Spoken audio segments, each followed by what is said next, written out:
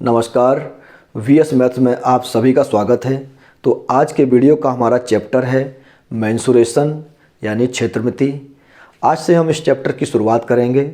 इसके अंतर्गत हम आयत, वर्ग, त्रिभुज, चतुर्भुज, इसके अलावा घन, घनाभ, बेलन, शंकु, गोला, अर्धगोला, इन सभी टॉपिक को कवर करते रहेंगे। आपको क्रम बाय क्रम इसके वीडियो मिलते जाएंगे। तो सबसे पहला काम आपको ये करना है, अगर आपने अभी तक चैनल सब्सक्राइब नहीं किया है तो नीचे दिए गए सब्सक्राइब वाले बटन को प्रेस करके चैनल को सब्सक्राइब कर लीजिए और उसके बगल में दी गई बेल आइकन को ऑल पर सेट कर देना, जिससे जब भी मैं वीडियो डालूँगा उसका नोटिफिकेशन आपको सबसे पहले मिल जाएगा। तो चलिए आज का वीडियो शुरू करते हैं। एक एक चीज़ को मैं बारीकी से आपको बताऊँगा। शुरुआत हम करते हैं आयत और वर्ग से। भाई आयत क्या होता है? तो आयत को समझने के लिए सबसे पहले हम चतुर्भुज की डेफिनेशन को समझ लेते हैं। भाई चतुर्भुज क्या होता है कि चार भुजाओं द्वारा बंद आकृति को चतुर्भुज कहते हैं, यानी चार भुजाओं से घिरी हुई बंद आकृति को चतुर्भुज कहा जाता है। आयत एक ऐसा चतुर्भुज होता है जिसमें आमने सामने की भुजाएं बराबर होती हैं और उनमें जो है 90 अंश का कोण बनता है। तो ऐसी आकृति को हम आयत कहते हैं। इसी तरह वर्ग की डेफिनेशन क्या होती है कि चार भुजाओं द्वारा बंद आकृति को वर्ग कहते हैं, जिसकी सभी भुजाएं बराबर होती हैं और उसके सभी कोण 90 अंश के होते हैं। तो इन चीज़ों को हम आज प्रैक्टिकली करके देखेंगे। मैं आपको सारे फिगर को प्रैक्टिकली दिखाऊंगा। इसके बाद हम बारीकी से इसको समझेंगे और इसके जो भी फॉर्मूले हैं उसको खुद से खुद हम बनाने की कोशिश करेंगे। हमें कोई भी फॉर्मूला ना तो याद करना है ना रटना है, सिर्फ समझना है। तो चलिए शुरुआत कर लेते हैं हम आयत से। भाई आयत किसे कहते हैं? तो मैं आपको एक आकृति दिखा रहा हूँ। जैसे मेरे पास ये एक पोस्टर है, इसमें आपको क्या दिखाई दे रहा है? यहाँ पर दो लंबाइयाँ दिखाई दे रही हैं और दो चौड़ाइयाँ। ये दोनों लंबाइयाँ बराबर हैं और ये दोनों चौड़ाइयाँ आपस में बराबर हैं और इनके बीच में ठीक 90 अंश का कोण बन रहा है। तो यह आकृति एक आयताकार आकृति है। इस तरह की तमाम आकृतियाँ होती हैं, जैसे कोई खेत हो सकता है, कोई बाग हो सकता है, कोई क्यारी हो सकती है। ये सब आयताकार आकृतियाँ होती हैं जिनमें लंबाई ज़्यादा होती है और चौड़ाई उससे थोड़ी कम होती है। तो इस तरह की आकृतियों को हम आयताकार आकृति कह सकते हैं। इसके अलावा वर्ग क्या होता है? चलिए वर्ग की मैं आपको दिखा देता हूँ। वर्ग की आकृति इस तरह की होती है जिसकी सभी भुजाएं बराबर होती हैं और इसके सभी कोण 90 अंश के होते हैं। इस तरह का आपका कोई कमरे का फर्श हो सकता है, कोई खेत भी हो सकता है। तो इस तरह की आकृतियों को हम वर्गाकार आकृति कहते हैं। ठीक है। इसके अलावा त्रिभुज की बात होती है तो तीन भुजाओं द्वारा घिरी हुई आकृति को हम त्रिभुज कहते हैं। इस तरह से जिसमें तीन भुजाएं हों, इस तरह की आकृतियों को हम त्रिभुजाकार आकृति कहते हैं। अब इन आकृतियों को हम 2D आकृति भी कहते हैं।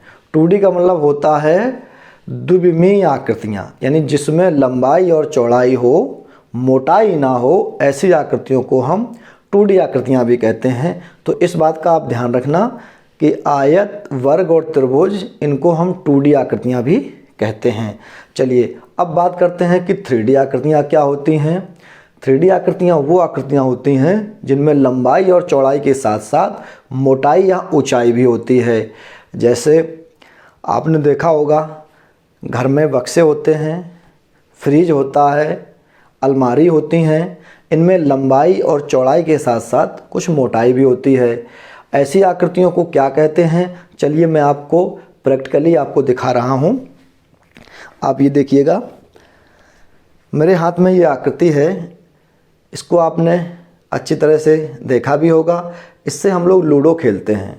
लूडो में जो आकृति होती है, यानी ये जो चीज़ होती है, यह चारों तरफ से एक जैसी होती है।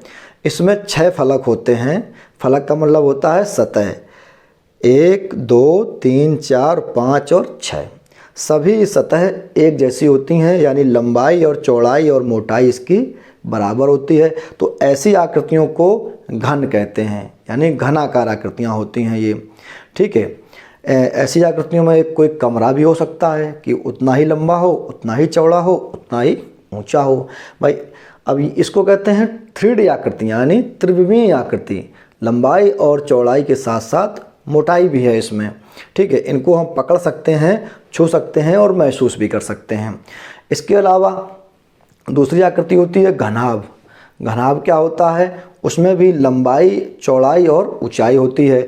जैसे मेरे पास ये बॉक्स है, इस बॉक्स को आप देखिए, इसमें लंबा भी है और चौड़ा भी है और मोटा भी है, ठीक है।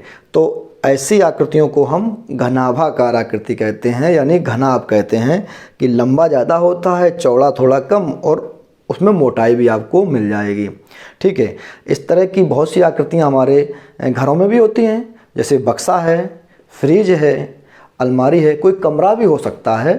भाई लंबा ज़्यादा हो, चौड़ा थोड़ा कम और ऊंचा भी हो, वह भी घनाभ के आकार का होता है।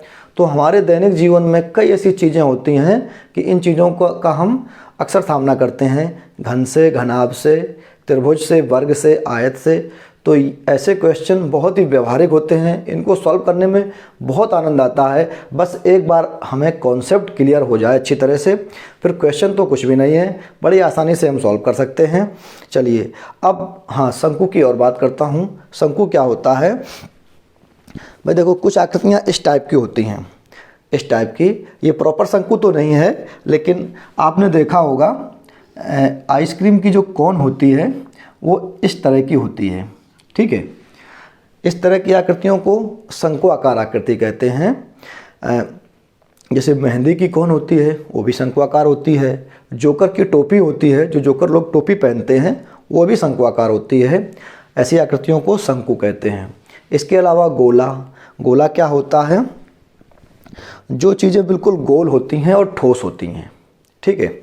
जो चीज़ बिल्कुल गोल हो और ठोस हो, ऐसी आकृतियों को हम गोला कहते हैं, ठीक है। जैसे ये एक स्टील की गोली है, एक इस तरह से ये कांच की गोली भी हो सकती है, ठीक है। ऐसी आकृतियों को हम गोलाकार आकृति कहते हैं।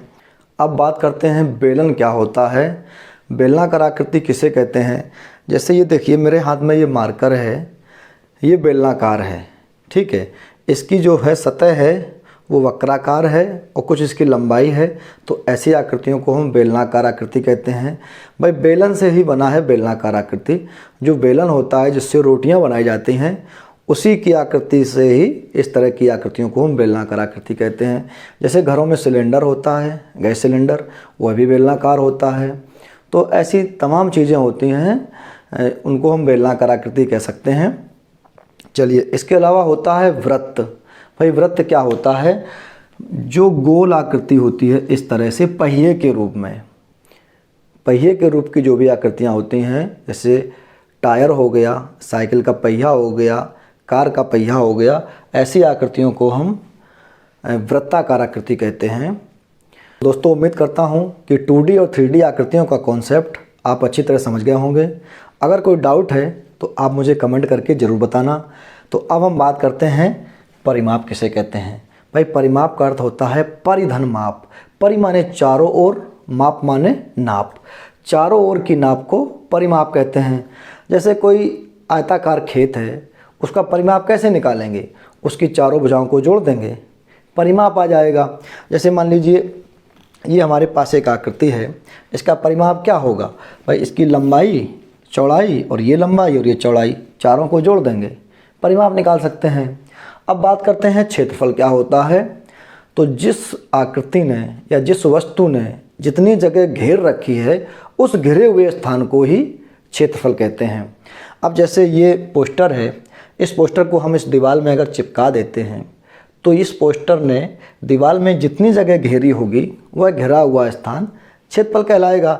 जैसे मान लीजिए यहाँ पर इसको हम चिपका देते हैं, ठीक है, और ये जो है इस तरह से मान लो दीवार में चिपक गया, तो इसने दीवार में जितनी जगह घेरी, ठीक है, इस पोस्टर ने इतनी जगह जो है दीवार में कवर कर ली। तो ये जो घिरा हुआ स्थान है, यही क्षेत्रफल कहलाता है। भाई सीधा सा कॉन्सेप्ट है कि जो वस्तु जितना जगह घेरती है, वह घिरा हुआ स्थान क्षेत्रफल कहलाता है, यानी एरिया कहलाता है। तो इसमें तो कोई दिक्कत नहीं है। चलिए अब बात करते हैं क्षेत्रफल को निकालते कैसे हैं। तो भाई लंबाई और चौड़ाई का गुणा कर दीजिए, क्षेत्रफल निकल आता है। ये फार्मूला तो हम बचपन से सीखते आ रहे हैं कि आयत का क्षेत्रफल बराबर लंबाई गुणा चौड़ाई। ठीक है, अब परिमाप कैसे निकालते हैं भाई, परिमाप का फार्मूला कैसे बना इसको मैं आपको बता देता हूँ। परिमाप क्या होता है भाई, जो बॉर्डर होता है, ये चारों ओर जो भी इसका बॉर्डर है उसकी जो भी नाप है वही तो परिमाप है। भाई बॉर्डर क्या है, ये लंबाई है, इसको हमने L मान लिया, ये चौड़ाई है, इसको हमने B मान लिया। ठीक है, तो ये भी L हो गया और ये चौड़ाई B हो गई। अब फार्मूला परिमाप का यहीं से बन जाता है। कैसे बन जाता है भाई, परिमाप मतलब क्या होता है, चारों ओर की नाप। तो चारों ओर क्या है, ये L है प्लस B है प्लस L है प्लस B है। ठीक है, अब इसको अगर हम जोड़ेंगे तो क्या हो जाएगा, ये 2L प्लस 2B, भाई 2L है और 2B है, जोड़ दिया। अब ये जो है 2 आ गया कॉमन और क्या बचा L प्लस B। तो यही तो फार्मूला हम लोग हमेशा पढ़ते आ रहे हैं कि आयत का परिमाप बराबर 2 गुणा लंबाई धन चौड़ाई। यहीं से तो फार्मूला ये जनरेट होता है, तो इसमें भी कोई प्रॉब्लम नहीं है। चलिए अब बात करते हैं वर्ग की। वर्ग का परिमाप क्या होता है और वर्ग का क्षेत्रफल क्या होता है। भाई जैसे मान लीजिए ये एक वर्गाकार आकृति है, ठीक है, इसकी चारों भुजाएं क्या हैं, बराबर। तो इसको हम क्या कहेंगे, इस लंबाई को हम A मान लेंगे। ठीक है, तो ये भी A होगा, ये भी A होगा और ये भी A होगा। चूँकि चारों भुजाएं बराबर हैं तो सभी A हो जाएंगे। अब इसका परिमाप क्या होगा भाई, वर्ग का परिमाप। ठीक है, मतलब वही है कि चारों भुजाओं को जोड़ दीजिए, तो A plus A plus A plus A, चारों हमने जोड़ दी। तो जब चारों जोड़ देंगे तो क्या हो जाएगा, ये 4A। तो यही तो परिमाप बन गया, 4 गुणा भुजा। भाई वर्ग का परिमाप यही तो होता है, 4 गुणा भुजा। अच्छा, वर्ग का क्षेत्रफल क्या होगा, वर्ग का क्षेत्रफल, चूँकि इसमें लंबाई और चौड़ाई तो बराबर होती है तो इन दोनों का हम क्या कर देते हैं, गुणा, यानी लंबाई गुणा चौड़ाई। तो A गुणा A, ये क्या हो जाएगा, A स्क्वायर, यानी भुजा स्क्वायर। तो वर्ग का क्षेत्रफल क्या हो गया, भुजा स्क्वायर। ठीक है, अब बात आती है आयतन की। तो हम ऐसा करते हैं, आयतन को मैं आपको नेक्स्ट वीडियो में बताऊंगा। अब कुछ क्वेश्चन हम ले लेते हैं आयत और वर्ग से संबंधित, जो अक्सर आपको परीक्षाओं में मिल जाते हैं। हाँ, एक चीज़ और बताना भूल गया मैं, विकर्ण क्या होता है। जैसे मान लीजिए ये आयत है, ठीक है, आयत जो है इसमें ये लंबाई होती है, ठीक है, इसको हम लंबाई बोलते हैं, इसको चौड़ाई बोलते हैं, और ये जो बीच में जो ये होता है इसको विकर्ण कहा जाता है। ठीक है, बीच में जो कोने मिलाने वाली रेखा है वह विकर्ण होती है। अब विकर्ण कैसे निकालते हैं, विकर्ण का फॉर्मूला कैसे बनता है, ये भी मैं आपको बता देता हूँ। देखिएगा भाई, यहाँ पर हमें पता है कि 90 अंश का कोण बन रहा है। तो ध्यान से देखिए, ये एक समकोण त्रिभुज है। ठीक है, यहाँ 90 अंश का कोण बना हुआ है, तो यहाँ से ये जो है समकोण त्रिभुज ये बन जाता है। तो जब समकोण त्रिभुज बन जाता है तो इसमें एक पाइथागोरस की प्रमेय लग जाएगी। पाइथागोरस की प्रमेय क्या कहती है कि कर्ण का वर्ग बराबर लंब का वर्ग प्लस आधार का वर्ग। ठीक है, तो भाई यहीं से ये विकर्ण बनता है, विकर्ण का वर्ग बराबर लंब का वर्ग, यानी इसका वर्ग प्लस आधार का वर्ग। तो आधार ये क्या है, लंबाई। ठीक है, तो लंबाई स्क्वायर प्लस ये चौड़ाई स्क्वायर, यही तो हो गया भाई, ये आधार और ये लंब। जब इसका ये स्क्वायर हटेगा तो इस पर रूट लग जाएगा, तो विकर्ण बराबर क्या निकलेगा, ये फार्मूला क्या बन गया, अंडरवुड के अंदर लंबाई स्क्वायर प्लस चौड़ाई स्क्वायर। ठीक है, ये है आयत का विकर्ण। अगर हमें वर्ग का विकर्ण निकालना है तो ये देखिएगा, यहाँ से ये विकर्ण हो गया ये। ठीक है, यहाँ भी 90 अंश का कोण है, तो ये भी एक समकोण त्रिभुज बन गया। यहाँ भी पाइथागोरस की प्रमेय लग जाएगी। वो कैसे लगेगी, चलिए भाई इसका विकर्ण निकालना है तो देखिएगा, विकर्ण बराबर विकर्ण स्क्वायर बराबर, ठीक है, कर्ण का वर्ग बराबर लंब का वर्ग प्लस आधार का वर्ग। यहाँ पर लंब और आधार चूंकि सेम है तो ये क्या हो जाएगा, ए स्क्वायर प्लस ए स्क्वायर, भाई भुजा स्क्वायर प्लस भुजा स्क्वायर। चलिए अब इसको क्या क्या लिख सकते हैं हम, 2a स्क्वायर लिख सकते हैं। अब विकर्ण से जब हम ये स्क्वायर हटाएंगे तो विकर्ण बराबर क्या हो जाएगा, इस पर अंडर रूट लग जाएगा 2a स्क्वायर। ठीक है, यहाँ तक तो कोई दिक्कत नहीं है। चलिए अब ए स्क्वायर के ऊपर रूट लगा हुआ है तो ये बाहर निकल आएगा ए, और अंडर रूट के अंदर 2 बचेगा। तो यही होता है वर्ग का विकर्ण, भुजा गुणा अंडर रूट 2। ठीक है दोस्तों, तो इस तरह से हम बड़ी आसानी से इनके फॉर्मूले समझ सकते हैं और बना सकते हैं। हमको याद करने की या रटने की कोई ज़रूरत नहीं है। तो बिल्कुल बेसिक क्वेश्चन से शुरुआत करते हैं। भाई क्वेश्चन है कि एक आयत का क्षेत्रफल 900 वर्ग मीटर है, यदि इसकी चौड़ाई 15 मीटर है तो लंबाई क्या होगी। ठीक है भाई, ये एक आयत है। ठीक है, ये इस आयत का जो क्षेत्रफल है वो दिया है 900 वर्ग मीटर। ठीक है, क्षेत्रफल कितना दिया है, 900 वर्ग मीटर। अब आगे दिया है कि इसकी चौड़ाई 15 मीटर है, ये चौड़ाई है, ये है 15 मीटर, तो हमें लंबाई निकालना है। ठीक भाई, क्षेत्रफल का फॉर्मूला क्या होता है, लंबाई गुणा चौड़ाई। तो क्षेत्रफल की जगह हम क्या लिख सकते हैं, लंबाई गुणा चौड़ाई बराबर कितना है, 900 वर्ग मीटर।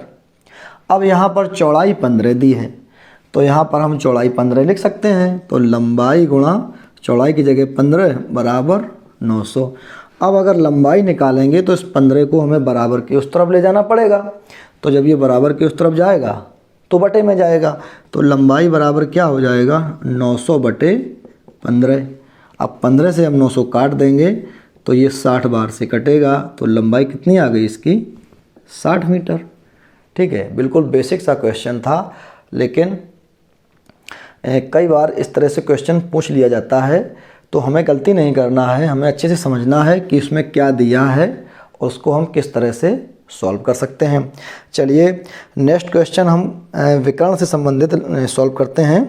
एक आयत का क्षेत्रफल ज्ञात कीजिए जिसकी एक भुजा 3 मीटर और विकर्ण 5 मीटर है। चलिए सबसे पहले हम फिगर बनाते हैं। ये एक आयत है, इसकी एक भुजा है 3 मीटर, ये वाली मान लेते हैं, और इसका विकर्ण कितना है, 5 मीटर। ठीक है, अब हमें क्या करना है, इसका हमें क्षेत्रफल निकालना है। भाई क्षेत्रफल कैसे निकाल सकते हैं, लंबाई और चौड़ाई का गुणा कर देंगे, लेकिन हमारे पास लंबाई तो है, चौड़ाई नहीं है, तो चौड़ाई हम कैसे निकालेंगे। भाई यहाँ पर विकर्ण दिया है, जो चीज़ दी गई होती है वही हमारे काम आती है। भाई देखिए विकर्ण क्या दिया है, विकर्ण बराबर दिया है 5 मीटर। ठीक है, आयत का विकर्ण, आयत के विकर्ण का फॉर्मूला अभी अभी हमने सीखा है। विकर्ण बराबर क्या होता है, अंडर रूट लंबाई स्क्वायर प्लस चौड़ाई स्क्वायर, यही तो होता है। तो हम विकर्ण की जगह पे लिख सकते हैं, क्योंकि विकर्ण बराबर होता है लंबाई स्क्वायर प्लस चौड़ाई स्क्वायर। तो हमने विकर्ण की जगह उसका फॉर्मूला रख दिया, बराबर कितना है, 5। चलिए अब हमारा काम बन गया। यहाँ पर हम क्या करेंगे, लंबाई कितनी दी है, 3, तो ये हो जाएगा 3 स्क्वायर प्लस चौड़ाई स्क्वायर बराबर 5। ठीक है, अब इससे हम अंडर रूट को हटाएंगे, तो जब इससे हटेगा तो उस पर स्क्वायर लग जाएगा, यही तो होता है। तो इसका 3 स्क्वायर प्लस चलिए चौड़ाई स्क्वायर बराबर हो जाएगा, ये इस पर लग जाएगा स्क्वायर, इससे रूट हटेगा, इससे इस पर स्क्वायर लग जाएगा। चलिए अब इसको सॉल्व करेंगे तो ये हो जाएगा 9 प्लस चौड़ाई स्क्वायर बराबर ये हो जाएगा 25। ठीक है, अब चौड़ाई स्क्वायर बराबर क्या बचेगा, 25 माइनस 9। भाई 25 में से 9 घटेगा, 16 बचेगा, तो चौड़ाई स्क्वायर बराबर 16। अब हम चौड़ाई के ऊपर जो ये स्क्वायर लगा है इसको हटाएंगे तो इस पर क्या लग जाएगा, अंडर रूट लग जाएगा। अब 16 का वर्गमूल क्या होता है, 4, तो चौड़ाई कितनी आ गई, 4। तो इस तरह से ये वाली भुजा कितनी आ गई, 4। ठीक है, अब यहाँ पर ये कन्फ्यूज ना होना कि ये लंबाई कम क्यों है और चौड़ाई ज़्यादा क्यों है। भाई क्वेश्चन में दिया था कि एक भुजा 3 मीटर है, तो चाहे आप इसको 3 मान लें या इसको 3 मान लें, अगर हम इसको 3 मानते तो ये वाली 4 आ जाती, तो इसमें कोई कन्फ्यूजन वाली बात नहीं है। चलिए अब नेक्स्ट क्वेश्चन को सॉल्व करते हैं। एक वर्ग का विकर्ण 12 मीटर है, उस वर्ग का क्षेत्रफल क्या होगा। भाई देखिए ये वर्ग दिया है, ठीक, इसका विकर्ण दिया है कितना, 12 मीटर। ठीक है, अब हमें क्या निकालना है, इसका हमें क्षेत्रफल निकालना है। कोई दिक्कत नहीं भाई, मैंने आपको क्या बताया, जो दिया है वही हमारे काम का है। ठीक, तो तो वर्ग का विकर्ण दिया है यहाँ पर, वर्ग का विकर्ण। भाई विकर्ण कितना दिया है? 12। ओके, तो विकर्ण का फॉर्मूला क्या होता है? a√2 यानी भुजा गुणा √2। अभी अभी हमने निकाला है, तो a हम भुजा मान लेंगे, ठीक है। a गुणा √2 बराबर 12। अब a कैसे निकालेंगे? √2 को हम उधर ले जाएंगे, तो a बराबर क्या हो गया? 12/√2। तो भुजा आ गई हमारी 12/√2। कोई दिक्कत नहीं। अब हम आसानी से इसका क्षेत्रफल निकाल सकते हैं। भाई क्षेत्रफल का फॉर्मूला क्या होता है? भुजा गुणा भुजा। तो भुजा हमारी कितनी निकली? 12/√2 गुणा 12/√2। इनका हम गुणा कर लेंगे, तो 12 का 12 में 144/√2 का √2 में गुणा होगा, तो एक कितना हो जाएगा? 2 हो जाएगा। 2 से हम काट देंगे तो कितना आएगा? 72 आएगा। तो क्षेत्रफल कितना आ गया? 72 वर्ग मीटर। ठीक है, क्षेत्रफल की इकाई को हमेशा स्क्वायर मीटर या स्क्वायर सेंटीमीटर या स्क्वायर किलोमीटर में लिखा जाता है। ये चीज़ आपको पता होना चाहिए। क्यों होता है वो भी मैं बताऊंगा आपको। नेक्स्ट क्वेश्चन दिया है, एक आयत जिसकी लंबाई 16 मीटर और चौड़ाई 4 मीटर है, उसको एक वर्गाकार आकृति में बदल दिया जाए तो वर्ग की भुजा क्या होगी? भाई क्वेश्चन सबसे पहले हम अच्छी तरह पढ़ते हैं, पढ़कर ये समझते हैं कि उसमें क्या दिया है और हमसे क्या पूछा जा रहा है। तो इसमें देखो क्वेश्चन में दिया है कि एक आयत है जिसकी लंबाई दी है और चौड़ाई दी है। तो कोई दिक्कत नहीं, सबसे पहले हम क्या करेंगे? आयत को बना लेंगे। ये क्या है? आयत। इसकी लंबाई है 16 मीटर, ठीक है, और चौड़ाई कितनी है? 4 मीटर। चलिए, अब पूछा जा रहा है कि इस आयत को एक वर्गाकार आकृति में बदल दिया जाए। भाई देखिए, ये जो आयत है इसको अगर हम वर्ग बनाएंगे तो क्षेत्रफल तो वही रहेगा। भाई जितना इसका क्षेत्रफल है वही क्षेत्रफल तो वर्ग का रहेगा, तो क्षेत्रफल में तो कोई बदलाव नहीं होगा। तो सबसे पहले हम क्या करेंगे कि इसका हम क्षेत्रफल निकाल लेंगे। भाई जो क्षेत्रफल इसका होगा वही क्षेत्रफल उस वर्ग का भी होगा। तो इस आयत का हम क्या निकालेंगे? क्षेत्रफल। ठीक है, आयत का क्षेत्रफल बराबर सूत्र क्या होता है? लंबाई गुणा चौड़ाई। भाई लंबाई है 16 मीटर और गुणा चौड़ाई है 4 मीटर। अब इनका गुणा करेंगे तो कितना हो जाएगा? 16 चौके 64। अब यहाँ ध्यान से समझिए, 16 का तो 4 में गुणा हो गया, मीटर का भी मीटर में गुणा होता है। तो मीटर का जब मीटर में गुणा होगा तो क्या हो जाएगा? Metre square. ठीक है, मीटर पे घात 2। तो यही मैं आपसे कह रहा था कि क्षेत्रफल की इकाई हमेशा स्क्वायर में लिखी जाती है। अगर लंबाई चौड़ाई मीटर में है तो मीटर स्क्वायर, अगर सेंटीमीटर में है तो सेंटीमीटर स्क्वायर, किलोमीटर में है तो किलोमीटर स्क्वायर, डेसीमीटर में है तो डेसीमीटर स्क्वायर। यहाँ पर ये हमेशा ध्यान रखना, इस क्षेत्रफल की इकाई को स्क्वायर करके लिखा जाता है। तो यहाँ से ये क्लियर हो गया कि इसका भी इसमें गुणा होता है, तो यहाँ पर ये स्क्वायर इस पर लग जाता है। चलिए, अब जो ये 64 वर्ग मीटर जो क्षेत्रफल निकला है, यही क्षेत्रफल उस वर्ग का भी होगा। ये जो वर्ग में ये बदला जा रहा है तो इसका भी क्षेत्रफल यही होगा। तो जब वर्ग का क्षेत्रफल हमें पता है तो भुजा पता करने में क्या दिक्कत? भाई देखिए, वर्ग का क्षेत्रफल कितना है? 64 वर्ग मीटर। ठीक है, अब भुजा निकालना है तो क्षेत्रफल का फॉर्मूला रख दीजिए। इसका फॉर्मूला क्या होता है? भुजा स्क्वायर। ये तो होता है, यानी ए स्क्वायर होता है। तो भुजा स्क्वायर बराबर कितना है? 64। तो भुजा कैसे निकलेगी? इस स्क्वायर को हटाएंगे, उस पर अंडर रूट लग जाएगा, तो भुजा बराबर हो जाएगा √64। और इसका वर्गमूल कितना होता है? 8। तो यही 8 मीटर इसकी भुजा निकल कर आ जाएगी। तो दोस्तों, उम्मीद करता हूँ कि ये आज का सेशन आपको बहुत अच्छा लगा होगा। वीडियो काफ़ी लंबा हो जाएगा, इसलिए इस वीडियो को हम यहीं पर स्टॉप करते हैं। नेक्स्ट वीडियो में मैं आपको आयतन से संबंधित क्वेश्चन सॉल्व कराऊंगा। अगर आपने चैनल सब्सक्राइब अभी तक नहीं किया है तो बस आपसे रिक्वेस्ट है कि जल्दी से आप सब्सक्राइब कर लीजिए, और वीडियो अच्छा लगा हो तो अपने दोस्तों को भी शेयर कर दीजिए। चलिए, जल्दी मिलते हैं आपसे अगले वीडियो में। तब तक के लिए इसी तरह प्रैक्टिस करते रहिए। Thank you.